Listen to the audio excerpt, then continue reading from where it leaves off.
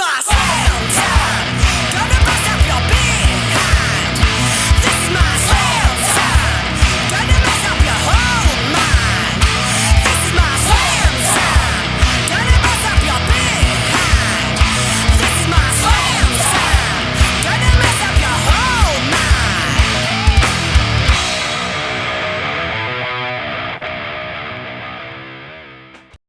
Hey guys, what's up? Welcome back to Side Talk with me, Ash, and my handsome brethren, Scott. Scott, how are you doing, dude?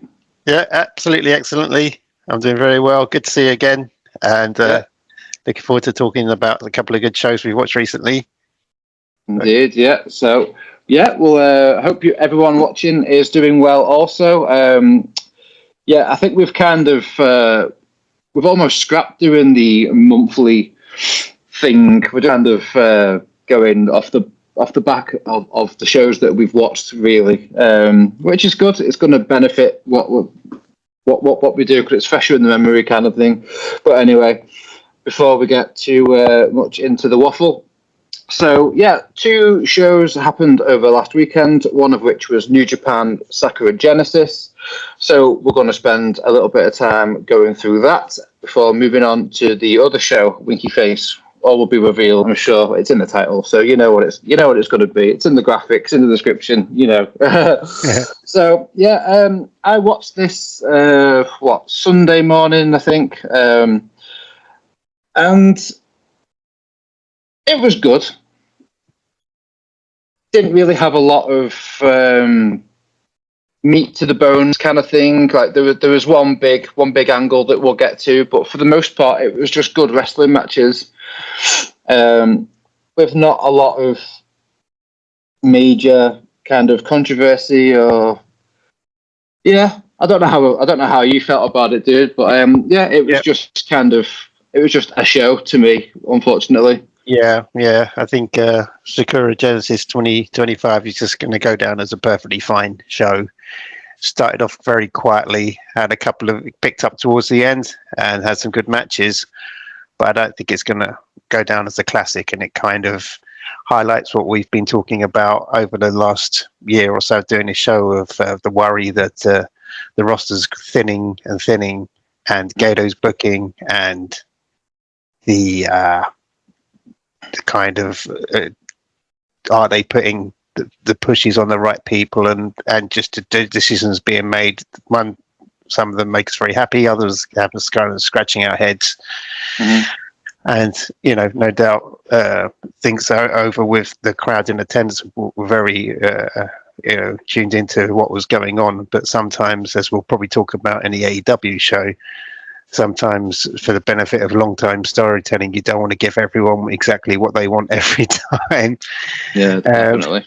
For the end, sometimes you have to have some unhappy endings and some twists, and other people, some people appear to be a bit checked out. Some people, the tag matches, tag team belts really don't seem to mean as much as they used to now, a bit of an afterthought. So, yeah, there's some things we'll probably get into as we go through the matches, but overall it was fine. But not something to rush out your way and go and see, I would say. Yeah, for sure. I mean, we'll have a little scoot through the card, because why not? Opening the show was Yuya Uemura versus Sanada, which was over in, 7-8 minutes? It was really, really fast. Yuya Uemura got the win, which is good to see another young, next-generation guy get that win. But Sanada's position's weird since he dropped the title, and it's only getting weirder. We'll get to that a bit later on. But have you any thoughts to add on this? No, I mean, I was reading up other people, because I thought it's strange, and I was just looking at other people's thoughts, and the best I saw it ran up was in this match, Sanada existed. And I was like, pretty much. The old Hideo Kojima kind of review. And he seems to be a bit lost, and he's the guy that seems to be a little bit checked out of this and not really invested. So it'd be interesting to see what happens as and when his contracts come up. And he seems to be a bit rudderless ever since dropping the belt, and they don't really know what to do with him, it would seem. Yeah, it's strange. And then moving on after that, we had the New Japan World TV title match between LP, El Phantasmo, and the Great Okan, ever the character. I was a little surprised at the end. The finish of this was really weird. I found it was really weird. So Great Okan got the win. He regained the title. Is this his second reign? Yeah. The finish was a count out finish. El Phantasmo was on the deck outside the ring and couldn't answer the 20 count. And he's a new champ, so weird for me. Really weird for me. I especially after last time we reviewed, and he won when he won the belt, and for it to finish like this and a count out and to go back to Okan, it just doesn't seem very. It's not kind of lacks imagination and doesn't And if someone's saying to you, "Oh, should I watch Sakura Genesis? What happened in that match?" and you said, "Oh, it was a count out finish," "Oh, I'm all right, thanks. There's plenty of other wrestling I need to watch." Pretty much. Yeah, it's just kind of like they've made everyone happy with the last title winner, and now it's kind of like, let's go back to what we know. For some reason I don't understand. Maybe there's more to it than we know going on behind the scenes, and the belt needs to change hands, but I can't really see why it needs to happen this early. I read something a while ago that said when New Japan signed Great Okan, they were expecting like a heel monster main eventer, and it's just not worked out that way at all. So I feel like they're still trying to push him as much as possible. So I don't know. Like he's funny as a person, but I'm just not overly bothered about his in stuff lately. At least lately. Yeah. So should we move on?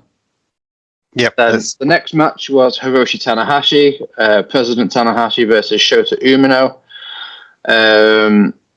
Which was just kind of another match on the card. It was okay. It was fine. Perfectly fine match. Tanahashi doesn't wrestle as well as he used to. Obviously, his knees aren't great. His legs are bowed. He's pushing 50. He's got presidential duties backstage and whatnot now. I know how he feels. So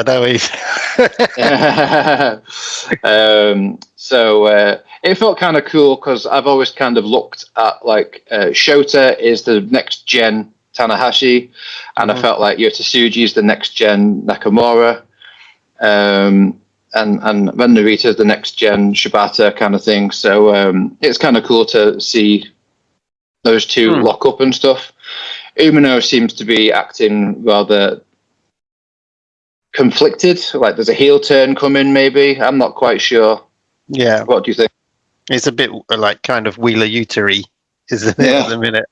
So we'll see which way they decide to go with him. But at the moment, it seems to be kind of a little bit a work in progress. And I think they would have expected Shota to be further along than he is. But I think there's been a few missteps in the way that the crowds have been reacting with the boos and the cheers and whatnot, things like that. So again, I think they're just still kind of finding their way with him as a character.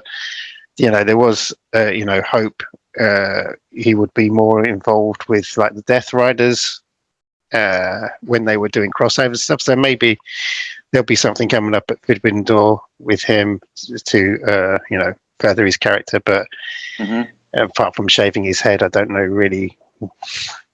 That's the storyline, isn't it? Yeah, I mean, he shaved his head, which I don't know. It felt a bit soon after Yu Uemura did it because it was Wrestle Kingdom, just gone that he did it. So I don't know. I've no idea, to be honest with you. Obviously, New Japan implement the kind of like plain black chunks and shaved head for like the young lions and stuff like that. I thought maybe Shota Umino was going to go back to that just to like reset, but he's still got his fancy motorcycle entrance and his usual pantaloons on and whatnot. So I'm not really sure. Not really working for me at the moment. And these are all people that we like. It's just I think the booking's letting them down right now. Yeah, definitely. And then moving on, we have the IWGP Trios titles. We had Bullet Club War Dogs, Gabe Kidd, Drilla Malone, and Taiji Ishimori versus House of Torture, Sho, Yujiro, and Ren Narita. House of Torture picking up the win. Well, House of Torture, the champions going in. I believe so. Yeah. So it's good to see. This is where it kind of the show picks up, because you can't not have the War Dogs on and it not pick up. Yeah, I mean, again, doing great stuff, and this is kind of like where you're saying, right? Yeah, Gabe Kidd, put all your eggs in his basket, strap the rocket to him, because he's your standout star at the moment. Him and Suji, 100%, definitely. And that's the way I think they should be going, and that's the way that New Japan has to be going to to survive. I mean, they got of all the major companies, they've got a very slim roster at the moment, and play to your strengths. And Gabe Kidd and War Dogs are definitely a strength. Lots of interest in them with his stint in AEW, and he always picks up the headlines whenever he's in town or has a match lined up. So a real strong member of their team for them to go with, to pick up interest and get people talking about the pay-per-view. So this is probably like, if you were short of time and wanted to watch, this is kind of where you want to start watching the pay-per-view, I'd say. Yeah, definitely keen advice right there. The drama happened later on in the match towards the end. So there was obviously a House of Torture run-in, because there always is. and then that was countered by Sanada and who was the other War Dog that Clark Connors, if it was. Clark Connors came out to try and even the scores, and then out of absolutely nowhere, Sanada bats Drilla Maloney over the head with a guitar, and House of Torture pick up the win. So Sanada's literally, it's like he's treating all the factions in New Japan like Pokemon, got to catch them all. And he's been in War Dogs for what, 5-6 months, and now in a cup of tea, rice wine or whatever it is. And now he's a member of House of Torture. So it's a little bit like, WTF, Sanada, what is going on? And we have to talk about his attire, the red boots, man. You'll see in the intro, I've included Sanada in his House of Torture get up, but it's really something. Yeah, really something. But what is going on with Sanada? Who on earth knows? Yeah, it's very strange, isn't it? And we said this like several people now. They don't really seem to have a strong direction, which is, again, it's fine playing your cards close to your chest and not saying this is, but at the moment it just doesn't seem to be. There's any overarching storyline. It's got anything can happen, but not in a interesting way. It's kind of like, oh, okay, like you said, like where did that come from? Yeah. Okay, next match, and. Yeah, Bullet Club versus Bullet Club, but it's I don't know. It's a strange one. I mean, I look at House of Torture and I think to myself, if House of Torture was only Evil, Ren Narita, and Sanada, it would be a sick faction. Yeah, but because of like Dick Togo and Sho and Takahashi, I mean, they're all good. Yeah, but it needs they'd be the main guys. If they're like the extras, if you know what I mean. So if the fat was trimmed and it was just those three, it would be a sick trio, as far as I'm concerned. But it isn't, and there's loads of them. Exactly. Yeah, they would work well. Best thing about the Torture is the dick-to-dick contact that Dick Togo does. It's hilarious. Yeah. So moving on. Let's move on. Next was the never openweight title, Konosuke Takeshita versus Ryohei Oiwa. That's a bit of a mouthful for me to say right there. I had a lot of fun watching this match. What about you, dude? Mm-hmm. Yeah, again, like we said, look, you should start watching with the last match. This is another, great match. Takeshita's on fire, really doing, excellent work in AEW. Still got his contract with DDT and New Japan, so that seems to be working out brilliantly for him. And this, and like Roy from TMDK, again, another kind of standout character from when we'd see Royal Quest. An interesting prospect. Again, another person that they should be keeping an eye on. Maybe the person they didn't have planned as being one of the new standout stars, but he's really showing he can hold his mettle against some of the top stars like Takeshita. Yeah. And matches like this will get eyes on the product to people that maybe haven't watched New Japan in a while, or people looking for a reason to continue their subscription to watching New Japan. So good stuff. And as we say, if you've got short of time, let's start watching and watch this match as well. It's definitely recommended. Yeah, I find Oiwa very exciting to watch. He's definitely one to keep an eye on in the future for sure. Mm-hmm. And Takeshita's just one of the absolute best in the world, bar none. At this point, so and then moving on, we had the RWGP heavyweight tag team titles. It was United Empire, Jeff Cobb and Callum Newman versus LIJ, Naito and Hiromu Takahashi. This match was okay as far as I'm concerned. It wasn't fantastic at all. The outcome made me happy though, very happy indeed. So Jeff Cobb and Callum Newman won the titles from LIJ. And I have to say a little shout out to Callum Newman. So I saw this 19-year-old prodigy, I guess you could call him, 3 years ago at a show in Doncaster. A couple of shows, I believe. And he was very much eye-catching in a match that had Luke Jacobs and I think Scotty Rourke and maybe Robbie X involved as well. He stood out. There was a lot going on, a lot of young talent in that match, and he stood out. So now to fast forward to now and to see the 22-year-old man as opposed to the 19-year-old kid winning gold in New Japan next to Jeff Cobb's fucking sick. It felt really cool for me, even though I don't know Callum Newman at all, but it felt cool to watch that growth, and super cool. Very happy for him. So massive props to Callum Newman. Long may that progress continue.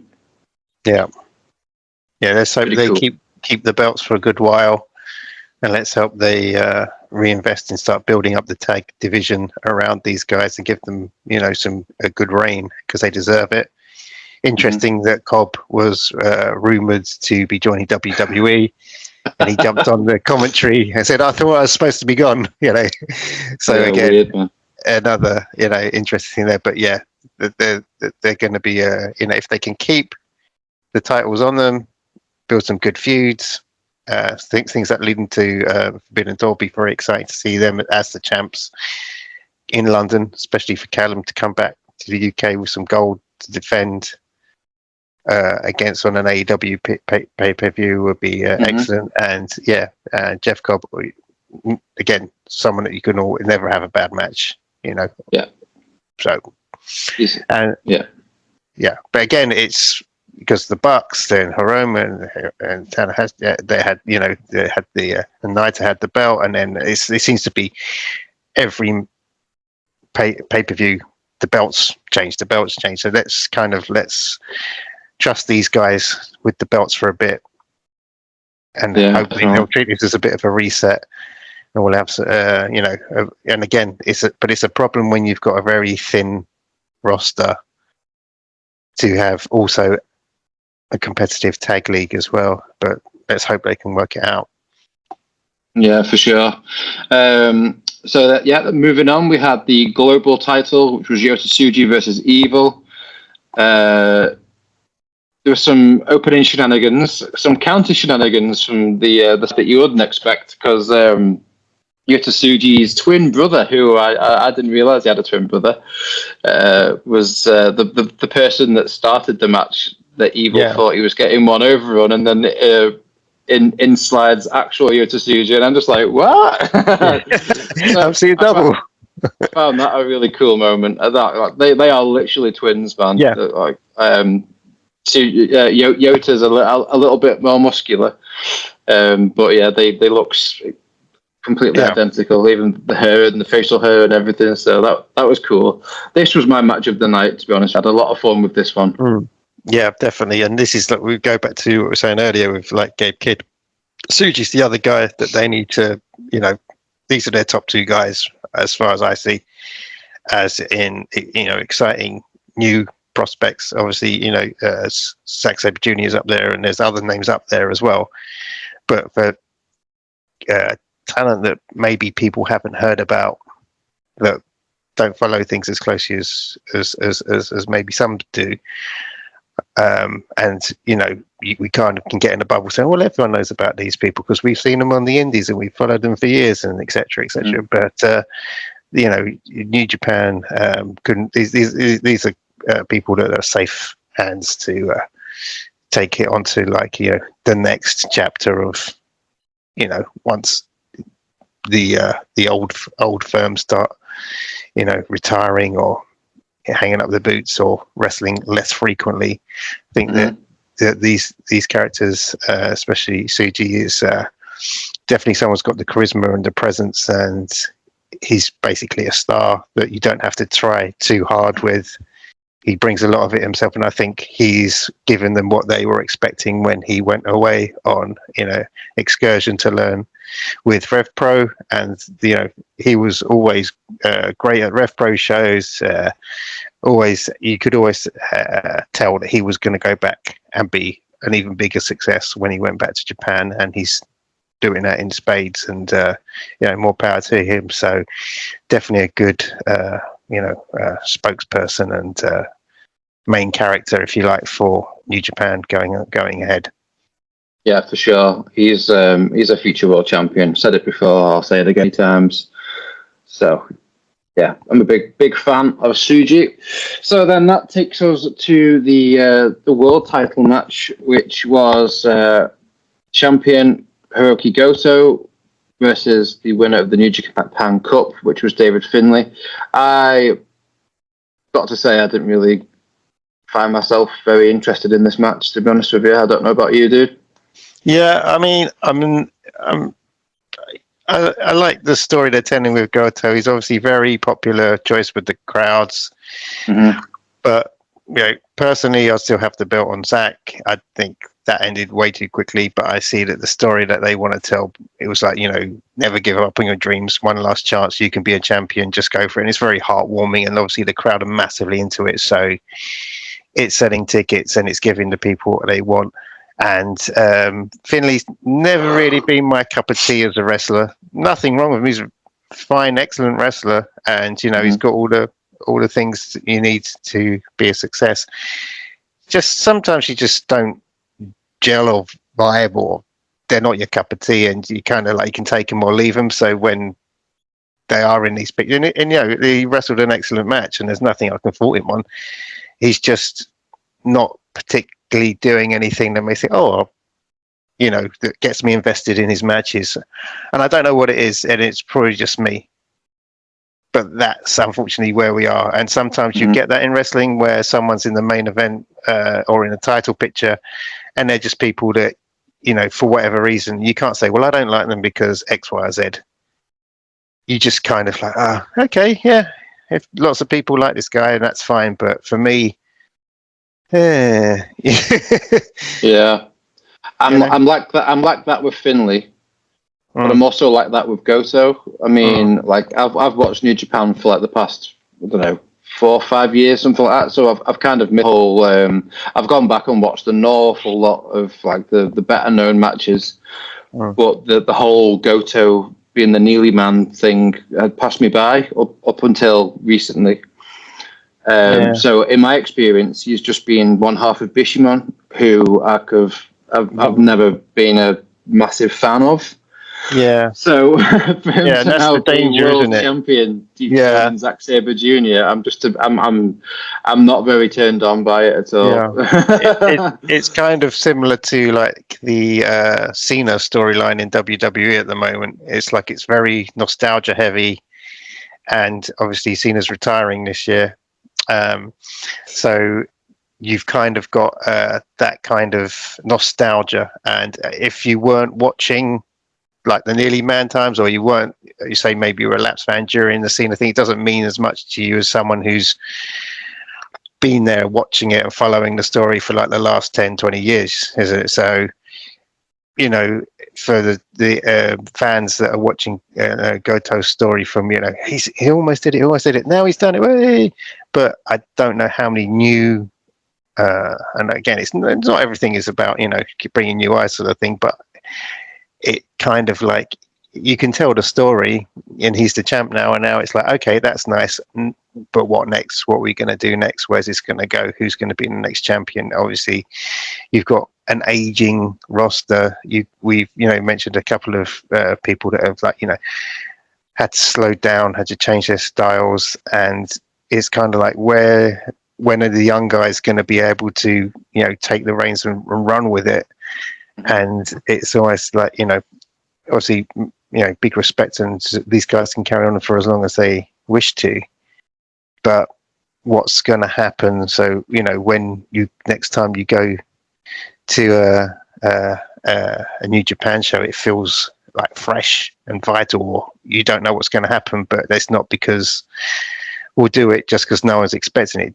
Things change because they make sense, and you know, things do have, unfortunately, like a very short shelf life in wrestling, and you don't want people to kind of be like, you know what, I won't watch it, or I won't go to this show because in 6 months I'll still be able to see the same guys doing the same stuff and nothing's really going to have changed. It needs that kind of, you know, you should be worried about.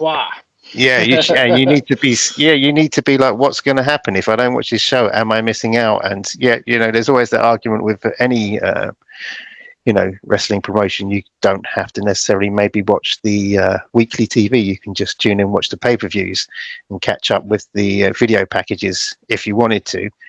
But it seems like with this one, if you didn't watch it, okay, yeah, you know, you did miss some really good wrestling, but how impactful is that going to be going forward to the next pay-per-view? Yeah, definitely. Excuse me. Yeah, it was fine, but it's very unmemorable, to be honest with you. Yeah. In my an honest opinion. So all that said, we've done a little longer than I was expected on the New Japan show. In all honesty, I was expecting about 10 minutes, but here we are, 27 and a half minutes or so. I mean, there was good stuff there. There was good stuff there, and you know, we always hope, we all love New Japan and want it to succeed. We just, as fans, are kind of maybe feeling a little bit listless at the moment. So let's see what happens in the next big event. And you know, Windy City Riot's coming up, so some exciting stuff's happening there. Some faces that weren't on this card will be on that card, and you know, mixing things up again. So yeah, and I totally bought the Naito freelance story on April Fool's Day. Me While too. I remember. Me too. And I was like, but that's not funny. That's something that legitimately could happen.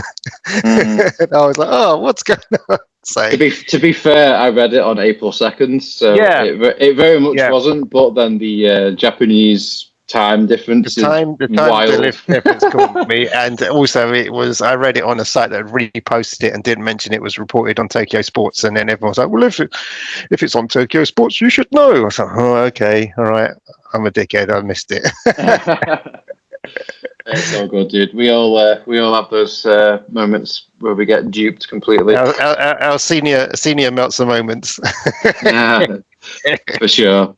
So that wraps up the New Japan segment of the show, and we're going to move swiftly on to AEW Dynasty, which was much more exciting, loads more stories, much more meat on the bones. Let's fucking go. So shout out 0 Hour. We won't touch the 0 Hour much, but I just want to say welcome back, Anthony Bowens. The presentation, the music, the gear, brilliant.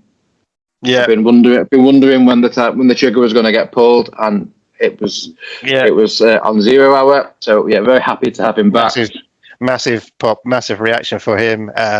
Obviously, he fought a lot of singles matches when Caster was suspended for that time, and everyone then was like, he really needs a singles push. And, you know, the claims were getting a bit stale, should we say, with the storylines and the fans, and there was a disconnect. I've really enjoyed Max coming out with his, Let's go, Max, you're the best wrestler alive. Excellent stuff. And the fact that he has like the HBO Max logo on his trousers, everything is really fantastic. I also really enjoyed the trios tag match before then. I think that did an excellent job of getting the crowd fired up, and AR Fox was putting some incredible stuff in that. And so that's kind of the 0 Hour I like. Just 2 matches, you know, a crazy, you know, match with loads of spots, like a trios match is fine, and then you got like this big return with a squash that's kind of had a storyline building up to it, and then you're straight into the pay-per-view. So yeah, and it begs the question, what's going on with the patriarchy, because Nick Wayne's basically already moved on by the looks of it. So very, very interesting.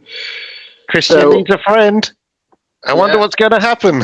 I wonder. So yeah, moving on to the main card, the main show. The first match was an Owen quarterfinal, was it? Will Ospreay versus Kevin Knight. There was only ever going to be one winner, but my God, they went so hard in this match, and it was an absolute joy to observe. Wow.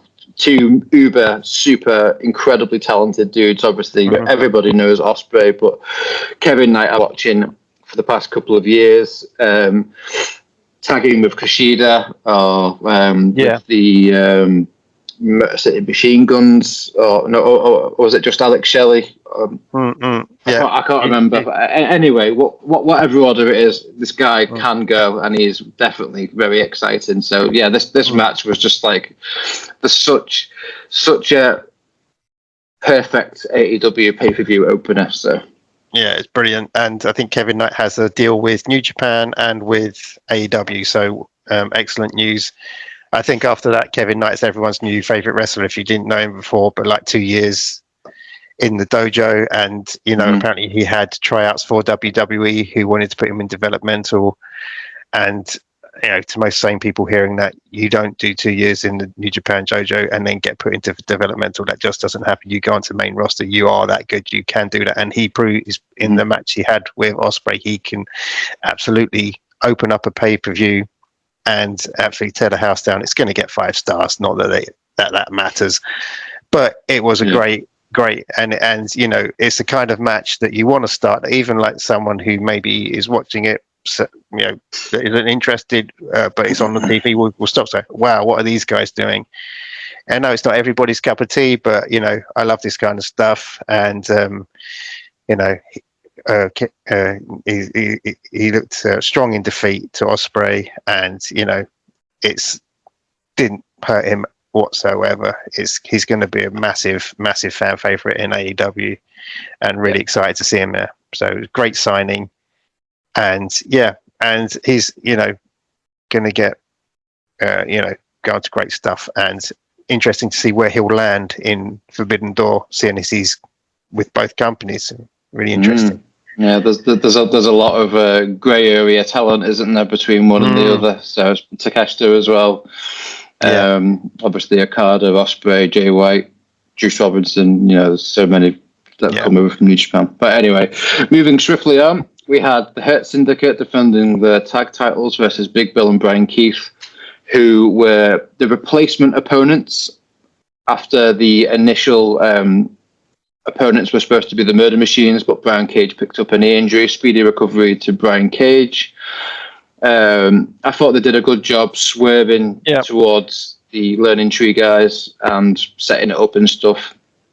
But we all knew who was going to win this match, and they hurt people, They do, and it was, like you say, a foregone conclusion. But I think what made this better than the last pay-per-view where they had the match with the Outrunners was the Hurt Syndicate weren't taking any bumps off of Brian Keith. They were all the damage was being done by Big Bill, and it was down to the bounty hunter to kind of figure and work his way out into like getting quick opportunistic hits in against them and tag his way out and Big Bill back in. And it was like, how are they going to stop Big Bill from, like, you know, and the only other time we say bump is when they hit each other, a bit like, you know, the Legion of Doom, the Road Warriors used to do. Is like, you know, they wouldn't sell for anyone apart from each other, and obviously someone even bigger than them, like, you know, to, you know, when you got Lashley and he's having to look up at Big Bill, it's quite the visual. And I think MJF popping up and knocking him out with the diamond ring,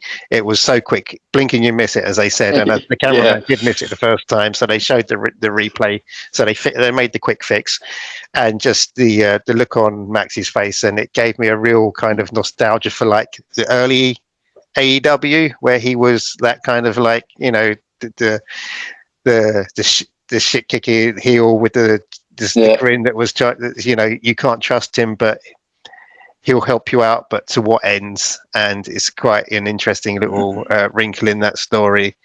And it was great to see, you know, him pop up unexpectedly and and turn the tide of the match.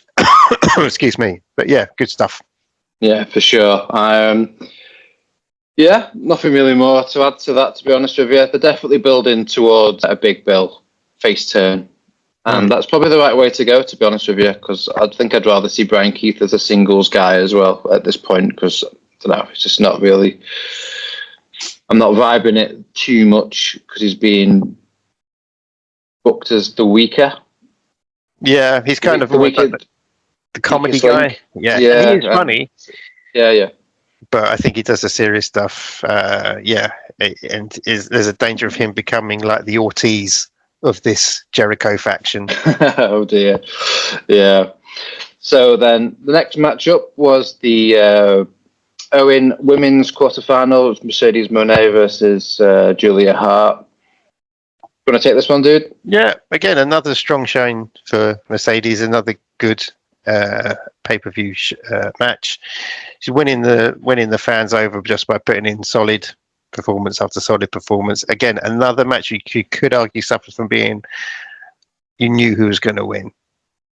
But again, Julia Hart, I think the commentary, you know, stated that she's only 23 and she's coming in leaps and bounds. And it was interesting to hear Excalibur say, "Oh, she's learned a lot about like the dark arts or being evil from Brody and from Buddy Matthews."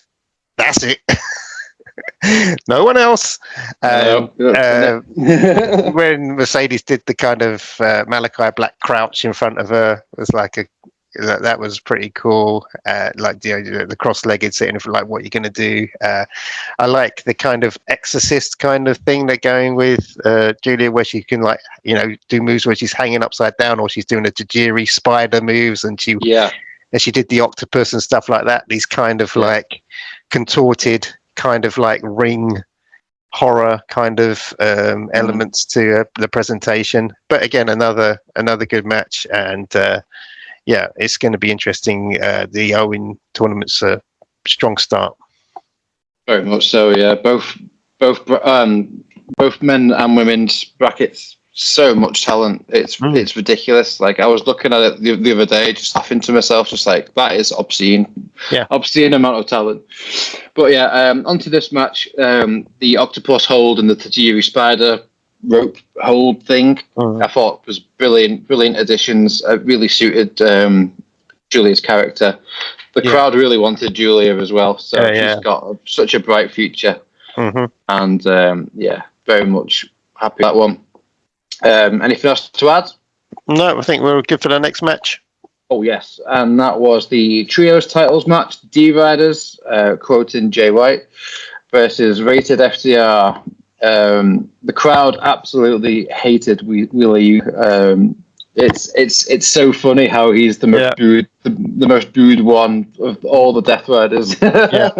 He's always the guy that comes in at the end and just just when you think that the tables are turning, he's always the guy that flies in that you've all forgotten about and hits him with the psycho knee, and you're like, oh, fucking little shit. And it's just the moody teenager fringe and the fact that he refuses to shave that beard. And like, I think the other week there was chance of cut your hair. He's just it, but he is really the guy you love to hate. And Philadelphia really hated him because that's where he's from. And there were signs like we disown him. He's not one of ours, kind of thing. Oh, really? It was his hometown. So I didn't get onto that. So his hometown heat, yeah.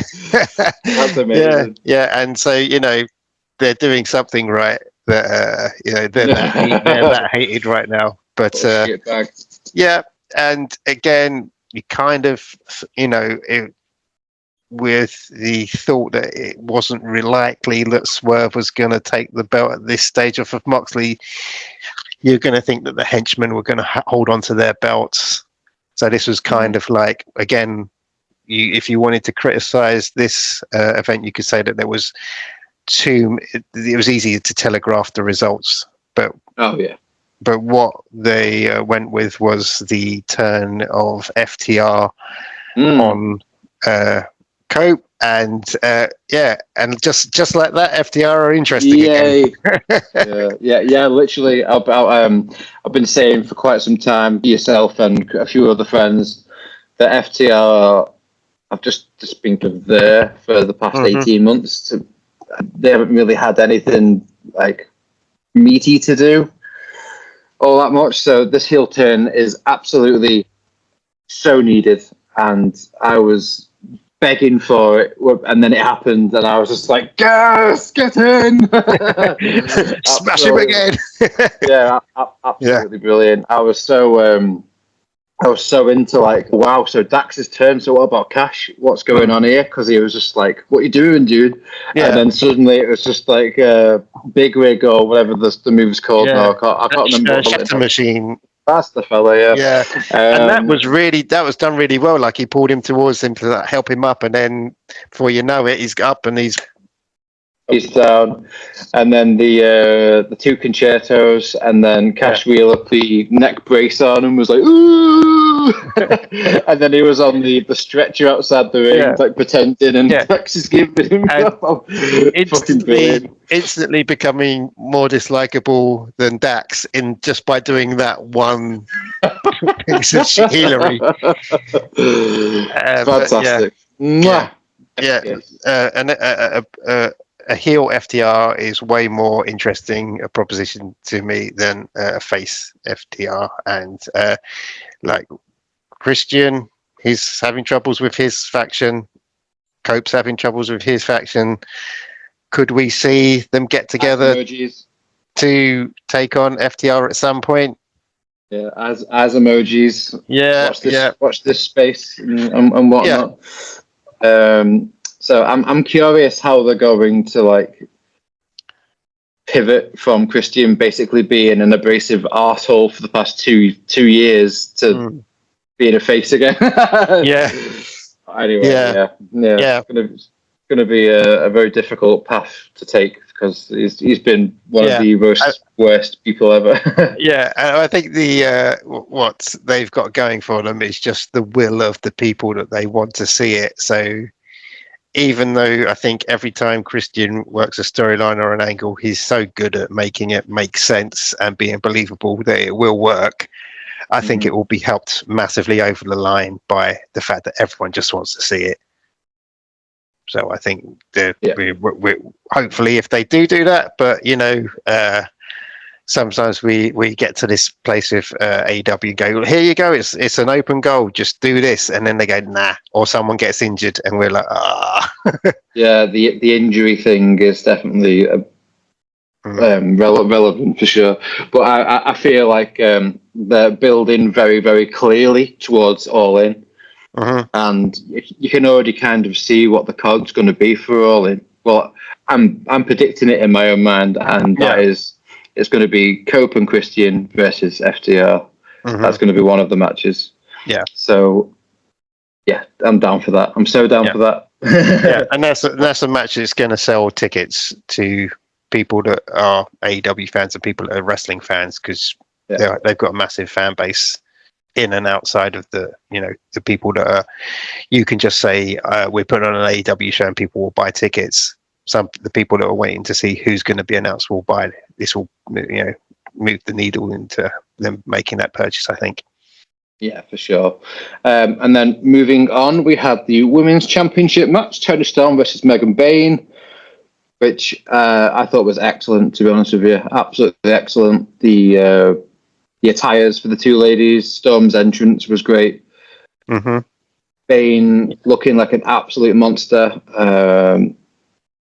Just absolutely fantastic. And I made a note to mention. So when Megan Bayne, was it like a belly to back, and Bayne like landed on her face off like was it the second turnbuckle or something like that? You could see like a makeup smudge on the mat where her face landed, and I was just look at that. It was a harsh landing. Toni Storm with the Rocky entrance and the what's his face, Luther, as the Mickey character, and that was really great. And they put on a really good match. And Bayne looked, obviously she's been booked very strongly since someone that we've been saying that they should sign since she was on AEW Dark. I remember you said who is this? They need to book her. They need to, and obviously she's been in other promotions since. And I just think it's the right time. Whether they continue, and I hope they do, with her terrorizing, because a lot of the way the presentation is everyone's scared of her. Like Thunder Rosa, Joe stepped to her and she just laughed, and when Mariah May was on commentary, it's like, who is this? This fact that Toni didn't have the Bayne's finishing move put on her. So what would have happened if that would have happened? It holds the door open for a rematch as well. But again, another excellent title defense from Toni Storm, and an excellent showing for Bayne on a pay. And again, on a first AEW pay-per-view, are we saying? So debut. There you go. Sometimes these things just work, and I think Tony Khan is of that kind of mind now, that he's got the right people around him to be like, right, don't forget this person, keep this person going. This is what this is what the fans want, and I believe they are kind of listening to that more now, rather than before, where they may be trying to please everyone. Maybe a hangover from the pandemic era, where it was kind of faction city and everyone was on every show and no one was entirely happy, and everyone was just kind of there, but it was kind of a necessity of the time. I think now that they're 5-6 years in, they're finding their feet and they've got a little bit more confidence to kind of tell the stories they want, and the people that are there that want to tell the stories are doing a great job. Yeah, absolutely. Yeah, for sure. And then moving on to the next match was another Owen quarterfinal. It was Kyle Fletcher picking up the win against Mark Briscoe. I thought Kyle Fletcher looks great in pink, and the bit where he rips his pants off, I was just like, wow. Go on, son. Yeah, I mean, you might argue that this could have been on TV, because it was it, but those guys have always had great matches, so that would be my argument for putting it on the pay-per-view. They they've got great chemistry, a bit like when they kind of had Pac and Orange Cassidy, or Nick Jackson and Ray Phoenix. These guys would you could just sit back and they take it away. They do some amazing stuff, and this was a really good. Again, like I say, the talent that's in this tournament is really fantastic. Another strong year for the Owen Hart tournament, and another good match. If you were short on time and the 4.5 hour running time was a bit close, and it's like and you had to be really ruthless, you could maybe. It was a bit girthy. Yeah. But it was excellent, and I would say watch it, because if you enjoyed their other matches, and you'll enjoy this. And it's just a real shame that Mark Davis has picked up an injury again, and it's just like that guy can't seem to catch a break, and it's just really, really sad. Orange Cassidy and Jay White also on the injury list, but it just hits, I think, that much worse for Davis after what he's been through, and to come back and then to be on the sidelines again, when the story was getting quite interesting with him kind of coming around to becoming the bad guy in the Callis family. Yeah, for sure. And it seems like the Don Callis family has got like this curse, because since its inception, Sammy Guevara joined, got injured, and left, was replaced. Powerhouse Hobbs joined, got injured, was replaced.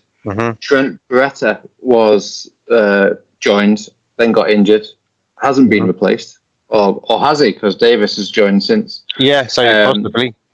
Brian Cage joined, got injured.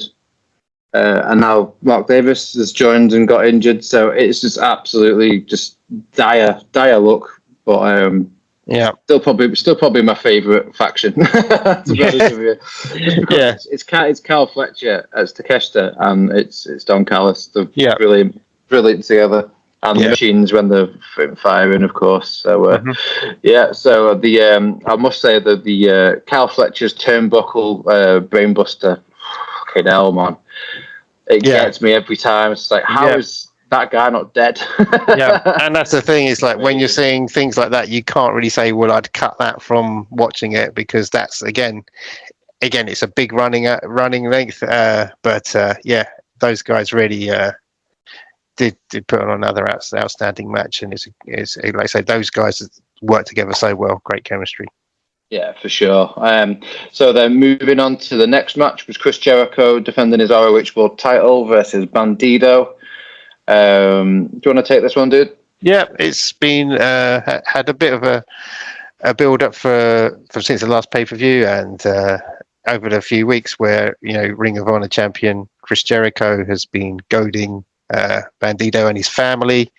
He's taken the mask off of Gravity. He's threatened Bandido's mum and his sister.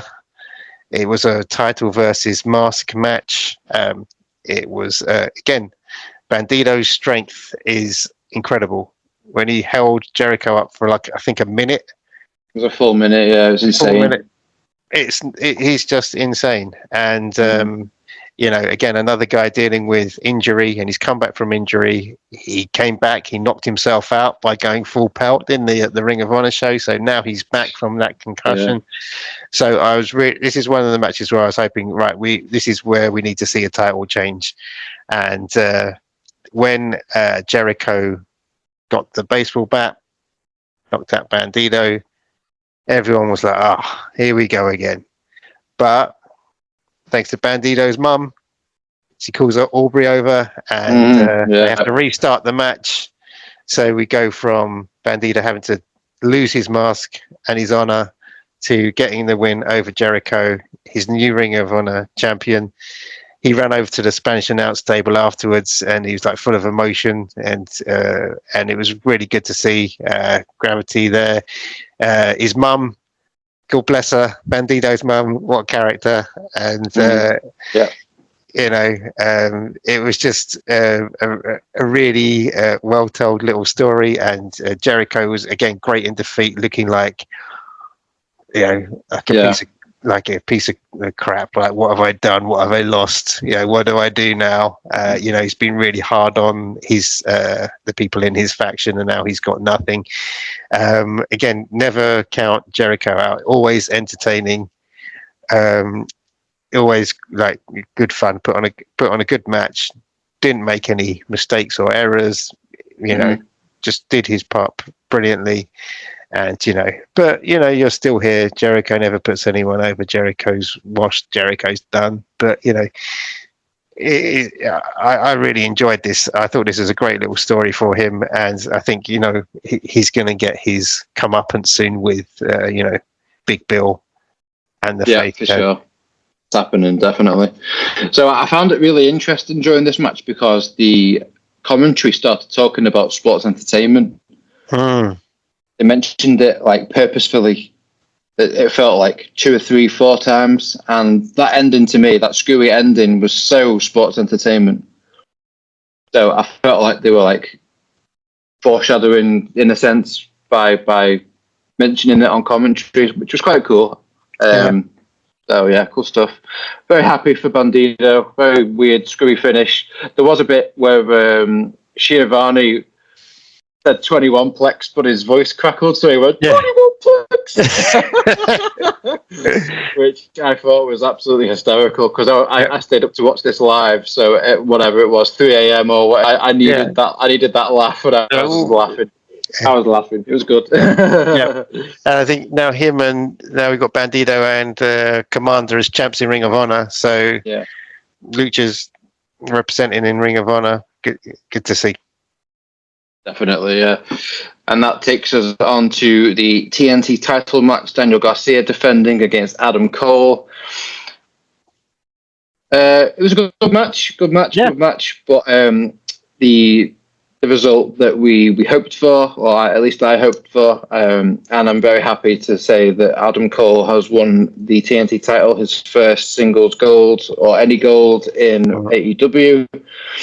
And after such a long time out with injury and obviously stuff going on in personal life and whatever else, it was a really feel good moment for me watching this, and brilliant for Cole, and Daniel Garcia still got a big future.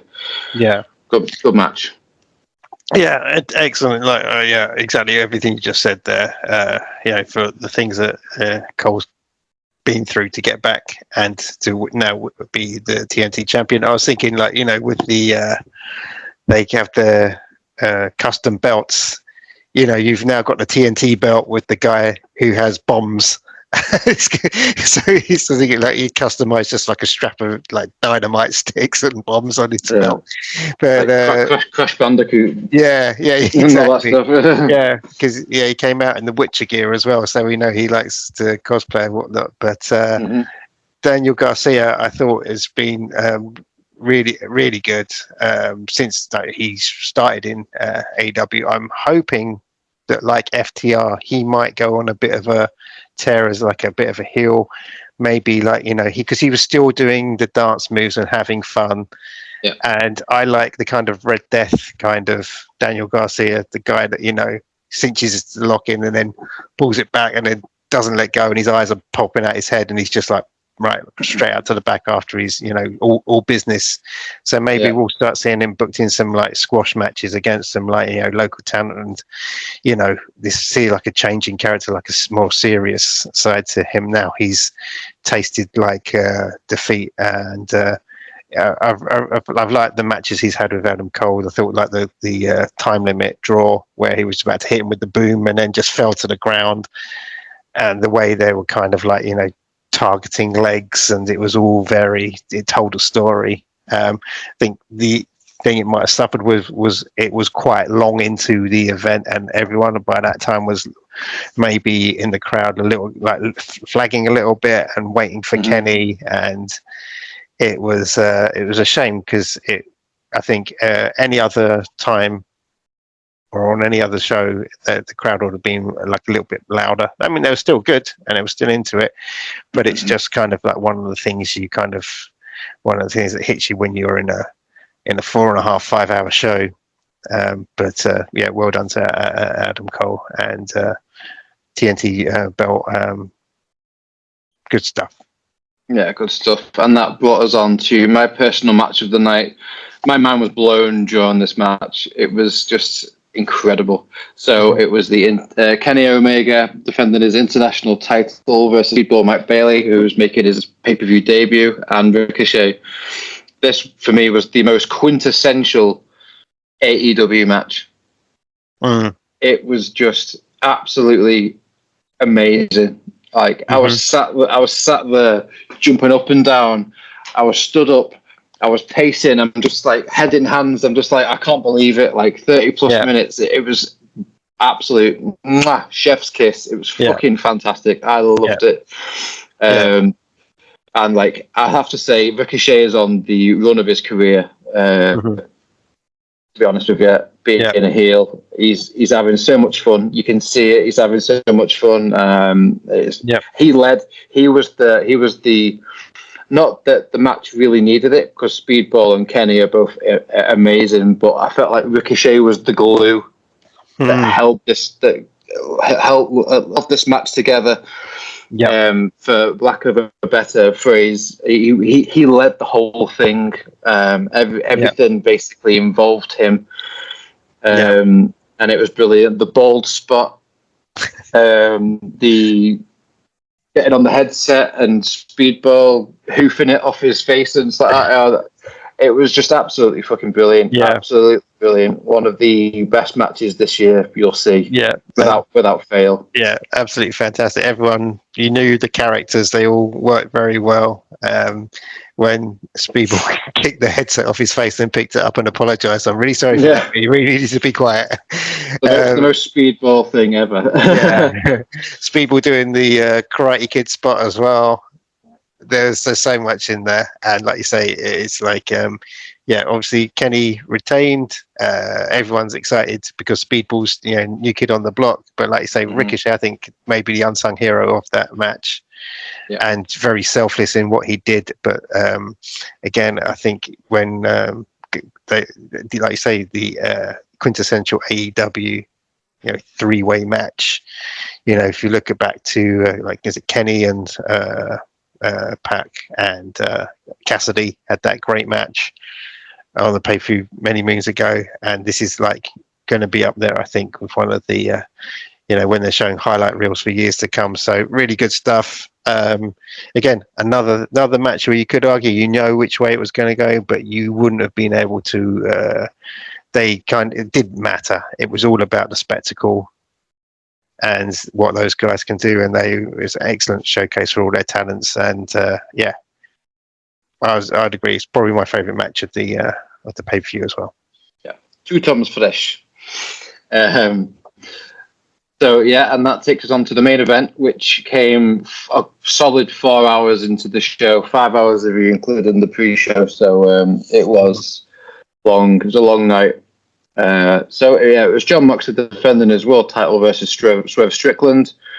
I thought this match was unexpected, to be honest with you, because it was very mat-based for quite a lot of it, which took me by surprise. I thought they were just going to bludgeon each other to death, but it was all very intricate submissions and mat wrestling and stuff like that. So it was very, very interesting.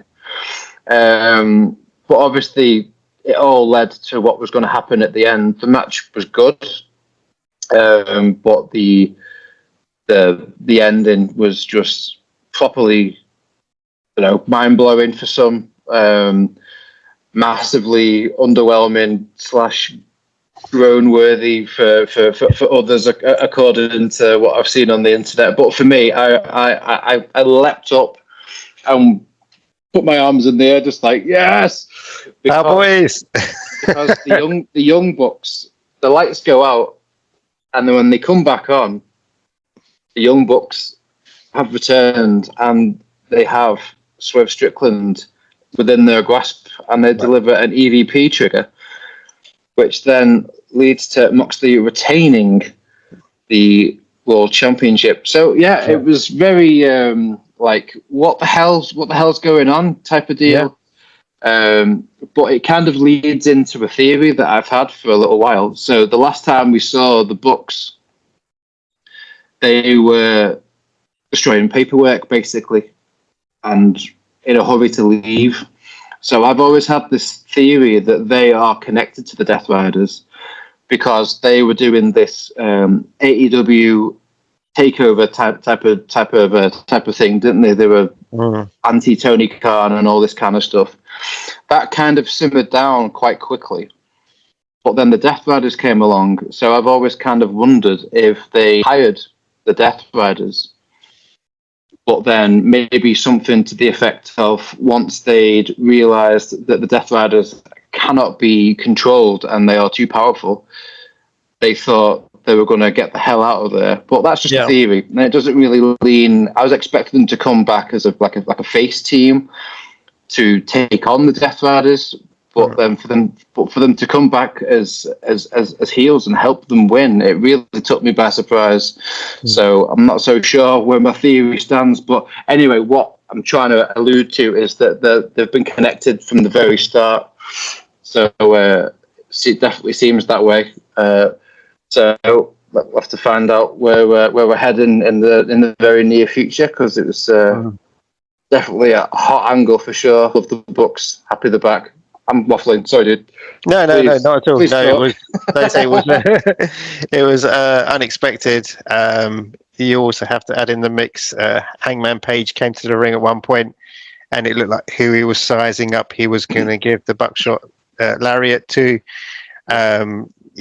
The previous week's Dynamite, where you had Swerve and Hangman have the altercation where he's like, "You burned down my house," and he's like, "You deserved it," and he went, "I know," and that's kind of like next level to their story. And the fact that we could maybe see Swerve and Hangman teaming up to take on the Bucks, for example, as a potential match is just like salivating. That's going to be great. But when all in, yeah, and the thing is, if you look at this show, this main event with if you're wrestling head on, you're like, there's no way at this stage of the story Moxie's losing. There's just no way. But your heart is. They did a great job in putting your heart with Swerve. He did it last year. Can he do it again? You know, he's massively popular. He's come, you know, up against a lot of adversity. He's on the route to, you know, he could be the guy. You know, there's a lot of talk of, you know, they kind of made it seem like this is but you know, to have the, you know, the belts on the Death Riders and then to take it off Mox wouldn't have made sense. So you kind of knew what the ending was going to be, but I don't think anyone would have pinned the lights going out and the Bucks coming back. So, you know, when I was watching it and they had me invested, and which was, you know, much more than could be said for the last pay-per-view main event where I was kind of checked out and you just like, oh, okay. This time I was still kind of like, curse you, John Moxley, curse you, Willie Utah. But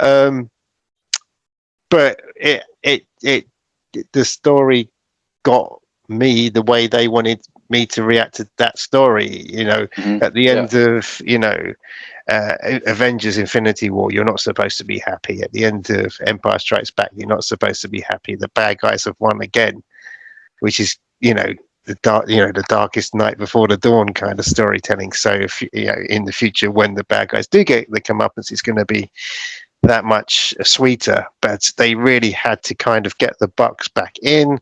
They have to, like you say, the story that you've been keeping an eye on with them shredding the papers, you know, this isn't your company anymore line, is that going to pay off now that the Bucks are back?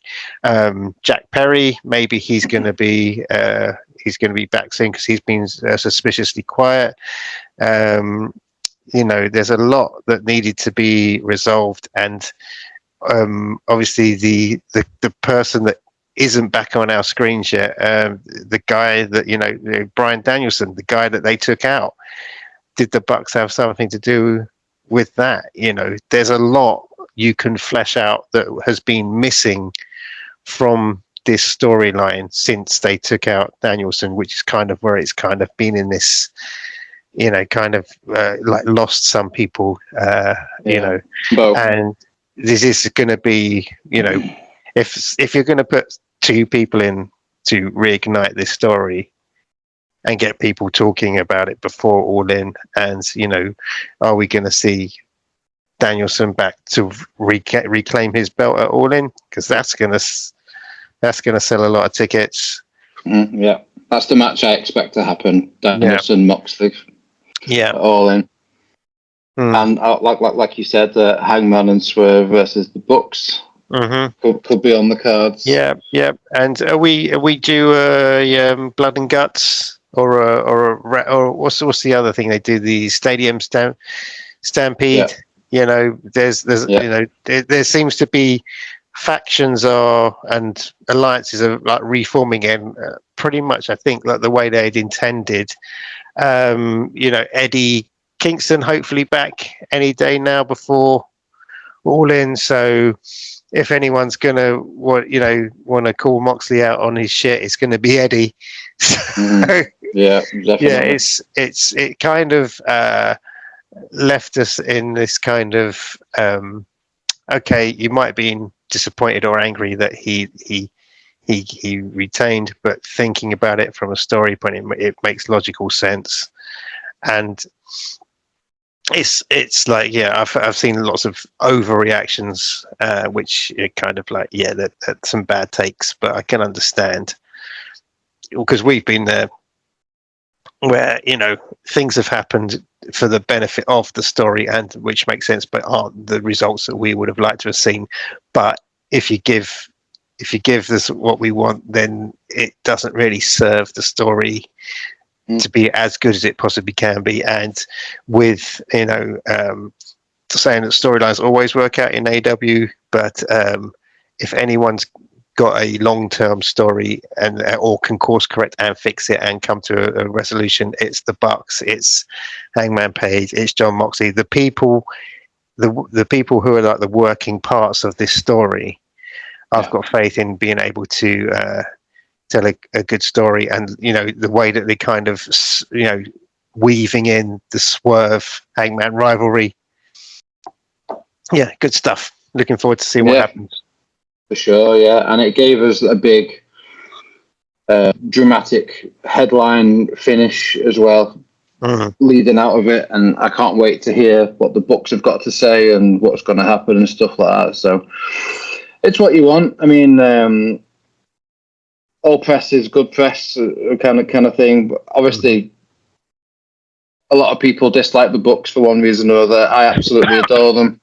They are my goats. I love them dearly. So I'm absolutely delighted to have them back. It's been 6 months. Yeah, they need to come on the show and explain themselves. Yeah, for sure. Yeah, definitely. But yeah, anyway, I think we've pretty much summed up as best as we could there, really. I think it's all leading towards All In. We could have a little prediction of All In, the card. Obviously, we've got Double or Nothing beforehand, but why not? We've got a minute or so. So yeah, we could see Cope and Christian versus FTR. We could see the Bucks versus Hangman and Swerve. We could see Moxley versus Danielson. We could see Kenny versus Okada. Of course. Wow. Yeah. We could see Mercedes versus Athena. Yeah, this is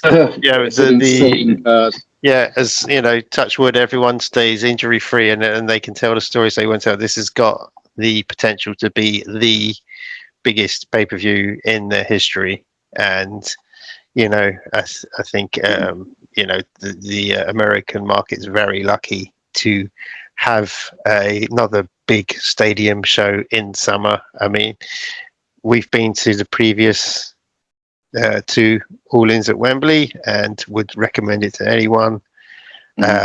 A little bit too rich for my wallet to make the journey over there, as I'm sure it is for a lot of people, but I'm sure that the home market will generate some good ticket sales. It'll be a great day out, and there'll be some once in a lifetime kind of matches. Hopefully everything stays on course, and we're in April. So, we're still a few months away. They've got a lot of builds, and lots going to happen between now and then. Sorry, no, it's earlier, isn't it? I'm getting confused. It's in July, isn't it? Yeah. So, yeah, I was thinking it was August Bank Holiday, but that's Forbidden Door. So, it'd be really exciting, and it'd be exciting to see Forbidden Door after that in London with the fallout from All In. Yeah, for sure. And with it starting at 3 p.m. US time, we're 6 hours ahead. So it starts at 9 p.m. here, so we can watch it live. So that's cool. Love it. That's gonna Happy be brilliant. days. Yeah. Happy days, very much so. So yeah, let's start wrapping up now because 75 minutes. So if anybody is actually still with us from the start and at this point now, 75 minutes in, you're an absolute hero. Thank you very much. Really do appreciate it. Yeah, Scott, where can we find you on socials, dude? Over on Instagram at Scenes of Graphite Horror, and my artwork is up there. Yeah, and it's part of the episode graphic that I've kindly copied and pasted shit over the top of. all your hard work. Yeah, you can find. You can, yep, so good. And you can find me at Metal X Wrestling, all one word. If you're into like death metal and wrestling, I'm your guy basically. But I also run the Left Side Instagram page. So yeah, as I say, thank you very much. It's been an absolute pleasure to have you, Scott. Cheers again, and we shall see you soon, I'd imagine. We'll try and plan on Double or Nothing, I would imagine. That's the next one, but that's at the back end of May, so we might not see you for a little while. In the meantime, take care, all the best, and yeah, peace.